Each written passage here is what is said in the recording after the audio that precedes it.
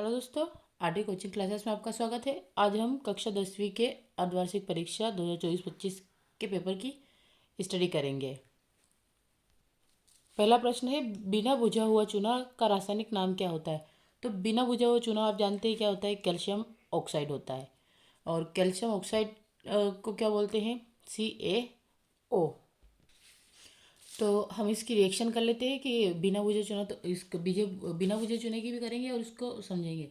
तो बिना बुझे चुना क्या होता है, CaO प्लस H2O, यानी कि कैल्शियम ऑक्साइड की रिएक्शन जल से होती है। किससे होती है, जल से होती है। इसे बोलेंगे हम कैल्शियम ऑक्साइड। ठीक है, कैल्शियम ऑक्साइड। और इसी का सामान्य नाम क्या है, बिना बुझे चुना। इसकी रिएक्शन करवाएंगे तो Ca, यहाँ से कैल्शियम और यहाँ का ये O और H2+ CO2 आपका बन जाएगा। इसे क्या बोलेंगे, अब यहाँ पे देखो, इस को सेट करने के लिए हम क्या करें, यहाँ पे OH2 हो गया और आपका ये O हो गया। ठीक है, इसे क्या बोलेंगे, इसे बोलेंगे बुझा चूना। बुझा चूना। ठीक है। और जब बिना बुझे चूने को जल दिया जाता है तो CO2 गैस उसमें से निकलती है, तो CO2 गैस के रूप में निकलेगी। ठीक है। फिर नेक्स्ट आता है, एथेन में कितने सहसंयोजक बंध होते हैं। तो हम एथेन का फॉर्मूला बनाते, एथेन का स्ट्रक्चर बनाते हैं। एथेन का स्ट्रक्चर होता है ये, एथेन का फॉर्मूला था C2H6। अब एथेन, इसमें एक कार्बन और दो कार्बन, तो 1 2 3 4 5 6, यानी कि यहाँ पे हाइड्रोजन, यहाँ पे हाइड्रोजन, यहाँ पे हाइड्रोजन, और इधर देखिए तो यहाँ पर, यहाँ पर और यहाँ पर। अब ये हो गए 6 हाइड्रोजन। अब यहाँ पे देखो, गिनो, 1 2 3 4 5 6, और बीच में कौन सा है, 7। इसलिए हम क्या बोलेंगे, क्वेश्चन का आंसर देंगे कि एथेन में कितने सहसंयोजक बंध होते हैं। तो एथेन में 7 सहसंयोजक बंध होते हैं। अब आता है, मादा लैंगिक अंगों का विकास व मासिक चक्र का नियमन किस हार्मोन के द्वारा होता है। तो ये होता है एस्ट्रोजन के द्वारा, क्योंकि मादा में 2 प्रकार के हार्मोन पाए जाते हैं। एक होता है एस्ट्रोजन, क्या होता है, एक होता है आपका एस्ट्रोजन जो लैंगिक हार्मोन होता है, और दूसरा होता है प्रोजेस्ट्रॉन जो होता है दुग्ध स्राव। ठीक है, तो ये होगा आपका। उसके बाद, मनुष्य के शरीर में कितने जोड़ी गुणसूत्र पाए जाते हैं। तो मनुष्य के शरीर में 23 जोड़ी गुणसूत्र पाए जाते हैं, यानी कि मनुष्य में 46 गुणसूत्र पाए जाते हैं। अगर इसको आधा करें तो 23 जोड़ी। सौर भट्टियों में सूर्य के प्रकाश को केंद्रित करने के लिए क्या उपयोग किया जाता है। तो अवतल दर्पण उपयोग किया जाता है। विद्युत धारा का ऐसा मात्रक एम्पियर कहलाता है। ठीक। अब हम, रिक्त स्थानों की पूर्ति कीजिए, है ना। क्वेश्चन नंबर 2 है, रिक्त स्थानों की पूर्ति कीजिए। लिटमस विलियन को कौन से पौधे से प्राप्त किया जाता है। तो लाइकेन से प्राप्त किया जाता है। और लाइकेन के बारे में जानते हैं क्योंकि हमने प्रैक्टिकली रूप से देखा है। तो जो लाइकेन होता है, अगर इसके बारे में और पूछता, आप क्या बोलेंगे, ये कवक और शैवाल का सहजीवन है। क्या है, कवक और शैवाल का सहजीवन होता है। फिर आता है, सभी एल्डिहाइड में प्रकार्यात्मक समूह का सूत्र होता है, तो CHO। ठीक है। इससे पहले दूसरा क्वेश्चन है, लोहे के साथ निकेल व क्रोमियम मिलाने पर हमें स्टेनलेस स्टील प्राप्त होता है। ठीक है, यानी कि लोहे के साथ आप अगर निकेल व क्रोमियम मिलाएंगे तो आपको स्टेनलेस स्टील प्राप्त होगा। सभी एल्डिहाइड में प्रकार्यात्मक समूह का सूत्र क्या होता है, CHO होता है। पादपों में वृद्धि का संदमन हार्मोन होता है, यानी कि पादपों की वृद्धि को बढ़ाने वाला हार्मोन कौन सा, तो एब्सिसिक अम्ल होता है। एब्सिसिक अम्ल। ठीक है, क्या लिखेंगे इसे, एब्सिसिक अम्ल होता है, यानी कि पादों में वृद्धि संदमक हार्मोन होता है एब्सिसिक अम्ल। फिर आता है, मेंडल के नियमानुसार F1 पीढ़ी में केवल लक्षण ही प्रदर्शित होते हैं। तो F1 पीढ़ी में केवल प्रभावी लक्षण ही प्रदर्शित होते हैं। फिर विभवांतर को मापने के लिए वोल्टमीटर यंत्र का उपयोग किया जाता है, और ऑब्जेक्टिव ऐसे ही बनते हैं। ठीक है, विभवांतर को मापने के लिए किस यंत्र का उपयोग किया जाता है, तो वोल्टमीटर का। क्वेश्चन नंबर 3, निम्नलिखित कथनों के लिए सत्य असत्य लिखिए। तो अवक्षेपण अभिक्रिया से अविलेय लवण प्राप्त होता है, सत्य है, क्योंकि आपको अवक्षय मिल रहा है ना। विद्युत अपघटन में एनोड पर ऋण आयनों के एकत्रीकरण की घटना को एनोडीकरण कहते हैं, ये भी सही है। ऐसे पदार्थ जिनमें अन्य पदार्थों को ऑक्सीजन देने की क्षमता होती है उत्प्रेरक कहलाते हैं, गलत है, क्योंकि ऑक्सीजन देंगे तो उत्प्रेरक नहीं होंगे। उत्प्रेरक होता है कि क्रिया को उत्प्रेरित करते हैं। उत्तल दर्पण से सदैव सीधा प्रतिबिंब बनता है, सत्य है, उत्तल दर्पण से सदैव सीधा प्रतिबिंब ही बनता है। विद्युत परिपथ में सुरक्षा के लिए फ्यूज़ का उपयोग किया जाता है, ये भी सत्य है, क्योंकि आप जहाँ पे लाइट होगी वहाँ पे आपको फ्यूज़ का यूज़ करना ही है, वरना आपके सर्किट अधिक लाइट से टूट जाती है। इसलिए बोलते हैं कि अगर धारा प्रवाह बढ़ जाता है तो क्या विद्युत फ्लक्स टूट जाते हैं, तो क्या जी हाँ। प्रत्येक आहार श्रृंखला का प्रारंभ उपभोक्ता से होता है, असत्य है। प्रत्येक आहार श्रृंखला का जो प्रारंभ है वो होता है उत्पादक से। क्यों, देख लीजिए। जैसे कि इसका क्रम की बात करें तो सबसे पहले आपका क्या आता है, उत्पादक आता है, फिर आता है प्राथमिक उपभोक्ता, क्या आता है, प्राथमिक उपभोक्ता, फिर आता है द्वितीयक उपभोक्ता उपभोक्ता और अंतिम रूप से आता है आपका तृतीयक उपभोक्ता। तो आपको ये सभी पता होना चाहिए। और लास्ट में आता है, ठीक है, तृतीय उपभोक्ता है या सर्वहारी बोल सकते हैं इसको। अब नेक्स्ट क्वेश्चन है आपका क्वेश्चन नंबर 4, सही जोड़ी मिलाइए। तो एमाइलेज जो होता है ये कार्बोहाइड्रेट का पाचन करता है। इंसुलिन का काम क्या होता है, अग्नाशय, इंसुलिन अग्नाशय में पाया जाता है। ये ग्लूकोज, शरीर में ग्लूकोज की मात्रा को कंट्रोल करता है, यानी कि मधुमेह या डायबिटीज को कम करता है। टेस्टोस्टेरोन ये जो होता है ये वृषण में पाया जाता है। पेप्सिन, प्रोटीन का पाचन पेप्सिन। फिर द्विखंडन की क्रिया होती है अमीबा में, और मुकुलन की क्रिया हाइड्रा में होती है।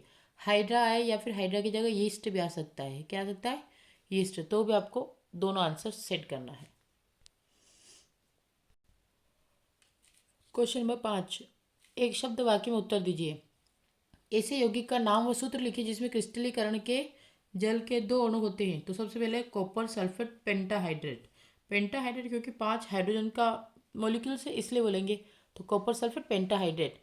एक्वारेजिया क्या होता है, तो एक्वारेजिया होता है HCl व HNO3 का मिक्सचर। क्या होता है एक्वारेजिया, तो ये होता है HCl व HNO3 का मिक्सचर होता है, जिसमें HCl जो होता है, ठीक है, दोनों है ना, तो इसमें HCl 3 और HNO3 1 के अनुपात में पाए जाते हैं। कभी कभी इसका अनुपात भी पूछ लिया जाता है।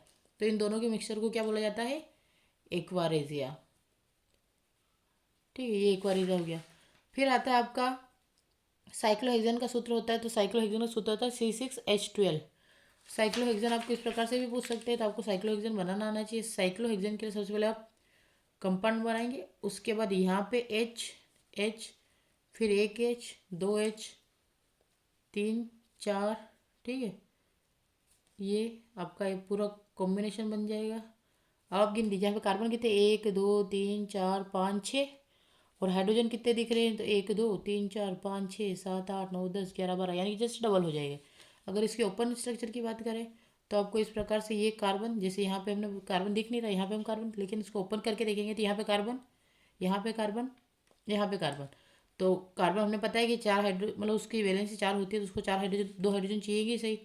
तो फिर ये इस प्रकार से आप इसको बना लेंगे, तो ये आपको यहाँ पे और क्लियरली समझ में आ जाएगा। इसे क्या बोलेंगे, साइक्लो, यानी कि एक रिंग में है तो इसे बोलेंगे साइक्लो। क्या बोलेंगे, साइक्लो। और कार्बन कितने हैं, 1 2 3 4 5 6, और 6 के लिए हम क्या लिखते हैं, हेक्सेन, है ना, तो इसलिए बोलेंगे इसको साइक्लोहेक्सेन। क्लियर, इसलिए इसका फॉर्मूला क्या हो जाएगा, C6 और हाइड्रोजन H12। ठीक है, उसका नेक्स्ट क्वेश्चन है, हमारे शरीर में पाए जाने वाले श्वसन वर्णक का नाम लिखिए। तो हमारे शरीर में पाए जाने वाला श्वसन वर्णक कौन है, हीमोग्लोबिन होता है। और रक्त को रंग प्रदान करने का काम भी हीमोग्लोबिन के द्वारा ही होता है, जो ऑक्सीकृत रक्त होता है उसके रूप में। दर्पण सूत्र होता है आपका, तो दर्पण सूत्र होता है आपका 1/F = 1/U plus 1/V plus 1/U, ये आपका दर्पण सूत्र होता है। और अगर लेंस सूत्र पूछे तो आपको खाली ये माइनस कर देना है। नेक्स्ट आता है, मानव नेत्र में प्रतिबिंब का निर्माण कहाँ होता है। तो मानव नेत्र में प्रतिबिंब का निर्माण रेटिना पर होता है। अब ये हमारा ऑब्जेक्ट निपट गया। अब हम 2 नंबर के कुछ क्वेश्चंस देख लेते हैं, इसके आंसर हम नेक्स्ट लेक्चर में स्टडी करेंगे। तो क्वेश्चन नंबर 6 है आपका, रेडॉक्स अभिक्रिया क्या होती है, जो 2 नंबर में पूछा गया है। उसके अथवा में आया था, रासायनिक समीकरण को संतुलित करना क्यों आवश्यक होता है। फिर 7वां क्वेश्चन है, बेकिंग सोडा व धोने के सोडे का सूत्र लिखिए और इनमें कोई 2 अंतर लिखिए। ये आपको पार्ट 2 में मिलेगा। फिर आता है क्लोर क्षार अभिक्रिया क्या है। फिर क्वेश्चन नंबर 8वां, उभयधर्मी ऑक्साइड क्या होते हैं, इसका एक उदाहरण दीजिए। इसके अथवा में आयनिक यौगिक व सहसंयोजी यौगिक में उदाहरण सहित कोई 2 अंतर ठीक है, आयनिक यौगिक का सहसंयोगिक यौगिक में उदाहरण सहित कोई दो अंतर लिखिए। फिर आता है क्वेश्चन नंबर 9, समजातीय श्रेणी क्या है उदाहरण के द्वारा स्पष्ट कीजिए। फिर इसका अथवा में आया है निम्न की इलेक्ट्रॉन बिंदु संरचना। तो निम्न की बिंदु संरचना के लिए ब्रोमोपेंटेन का स्ट्रक्चर बनाते हैं। तो सबसे पहले ब्रोमोपेंटेन बनाने के लिए क्या करेंगे आप, अ, ये आपका C5H11 और Br हो जाएगा, ये फॉर्मूला है।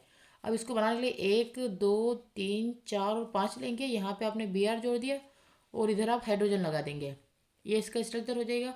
अब जहाँ जहाँ आपको बॉन्ड दिख रहे हैं वहाँ पे आपको खाली पॉइंट डालना है। क्या डालना है? खाली पॉइंट डालना है, तो आपका बिंदु संरचना बन जाएगी बस इस प्रकार से। तो आपको 1 2 3 4 5 ये और ये Br का, फिर ये हाइड्रोजन का, फिर दो ये हाइड्रोजन का, ये हाइड्रोजन का। इस प्रकार से आपको इलेक्ट्रॉन डॉट संरचना बन जाएगी। ठीक है, ये बिंदु संरचना 1 2, इसका भी 4, इसका भी 4, इसका भी 4 और इसका भी 4। तो फिर यहाँ से ये हाइड्रोजन, फिर इसका हाइड्रोजन, इसका हाइड्रोजन और इसका भी हाइड्रोजन। ये इस प्रकार से आपकी Br की जो ब्रोमोपेंटेन की बिंदु संरचना बन जाएगी। ठीक है, फिर नेक्स्ट आता है प्रोपेनॉइक अम्ल की, इसकी भी देख लीजिएगा। फिर जलीय जीवों व स्थलीय जीवों की श्वसन क्रिया में कोई दो अंतर लिखिए। फिर इसके अथवा हमारे शरीर में शुद्ध व अशुद्ध रक्त का वहन की नलिकाओं द्वारा होता है तथा इनमें रक्त वहन की दिशा भी लिखिए। नेक्स्ट क्वेश्चन आता है तंत्रिका कोशिका का नामांकित चित्र बनाइए। और इसके अथवा में आया था प्रतिवर्ती क्रिया में मेरुरज्जु की क्या भूमिका है। फिर क्वेश्चन नंबर 12 है, आप अपने घर में गुलाब के नए पौधे को उगाने के लिए जनन की किस विधि का उपयोग करेंगे। तो स्पेशली हम लेयरिंग विधि का उपयोग करेंगे। नेक्स्ट आता है परागण की क्रिया निषेचन की क्रिया से किस प्रकार भिन्न है। तो मतलब दोनों में अंतर देना है, परागण की क्रिया और निषेचन की क्रिया में। तो खाली भिन्न पूछा, मतलब अंतर देना है। फिर आता है मानव में होने वाले संतान नर होगी या मादा, इसे निर्धारित करने वाले आरेख को दीजिए। तो वही के उत्पन्न होने वाले संतान नर होगी या मादा होगी किस पर निर्भर करता है। तो ये वाला ही है उसका आंसर, खाली घुमा के दीजिए क्वेश्चन को। आनुवंशिक लक्षण क्या होते हैं, उदाहरण की सहायता से समझाइए।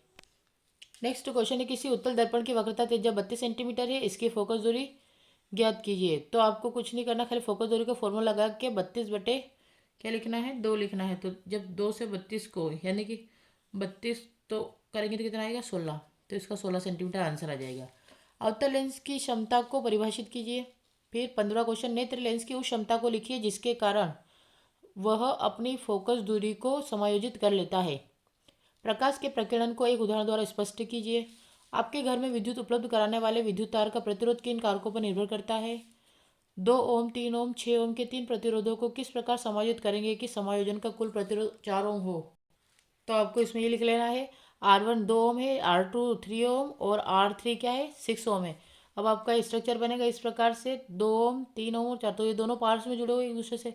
3 ओम व 6 ओम के प्रतिरोधों को पार्श्व क्रम में जोड़ते हैं। ठीक है, तो 1/R1 ये फॉर्मूला है आपका R1 निकालने के लिए। तो इसका जो 1/3 प्लस 1/6, तो दोनों का जब एलसीएम लेंगे तो 6, और इधर आ जाएगा 3 की टेबल में 2, 6 कितनी बार 2 बार, और 6 की टेबल में 6 कितनी बार 1 बार। तो 3 और 2 और 1 कितना होता है 6, तो 3/6 हो जाएगा। उसके इसको रिप्लेस करेंगे तो R1 करके 6/3 हो जाएगा। तो 3 की टेबल से 2 कितनी बार जाएगा, ये 3 की टेबल से 6 2 बार, इसलिए 2 ओम इसका आंसर आएगा। यहाँ R1 2 ओम का प्रतिरोध 2 ओम के साथ श्रेणी क्रम में जुड़ा होता है। अब प्रतिरोध की बात करें तो R बराबर क्या होता है R1 प्लस R डैश। तो R1 कितना है 2 और R डैश कितना है 2, 2 और 2 कितना हो गया 4 ओम। ये आपका आंसर हो जाएगा। तो आपको ये आंसर लिख लेना है इसकी जगह पे, इसका 2 ओम 3 ओम 6 ओम के तीन प्रतिरोधों किस प्रकार समायोजित करें कि संयोजन का कुल प्रतिरोध 4 ओम हो। फिर पर्यावरण में सभी जीव एक दूसरे से पारस्परिक संबंध क्यों रखते हैं, इसका अथवा कचरा प्रबंधन प्रणाली में जीव निम्नीकरण व अजैव निम्नीकरण शब्दों की व्याख्या कीजिए। फिर नेक्स्ट क्वेश्चन आता है 18वां क्वेश्चन। अब यहाँ से हमारे 3 नंबर के क्वेश्चन चालू हो गए हैं। आपके पास 2 विलेन ए व बी है, विलेन ए का पीएच मान 2 है एवं विलेन बी का पीएच मान 13 है। तब किस विलेन में H+ आयन की सांद्रता अधिक होगी, या कौन सा विलेन लाल लिटमस पेपर को नीले रंग में परिवर्तित कर देगा, या मृदा को क्षारीय बनाने के लिए उपरोक्त में से किस विलेन का उपयोग किया जाता है। ठीक है, फिर नेक्स्ट क्वेश्चन आता है आपका ये वाला, इसका अथवा यदि किसी विलेन का पीएच मान 2 है तब इस विलेन को तांबे के बर्तन में रखा जा सकता है क्या, इस विलेन को तनुकृत कैसे करेंगे, या फिर जब इस विलेन की अभिक्रिया किसी धातु से कराई जाती है तो क्या होगा। फिर नेक्स्ट क्वेश्चन है, नीचे दिए गए चित्र को बना नामांकित कीजिए तथा प्रत्येक भाग का कार्य लिखिए।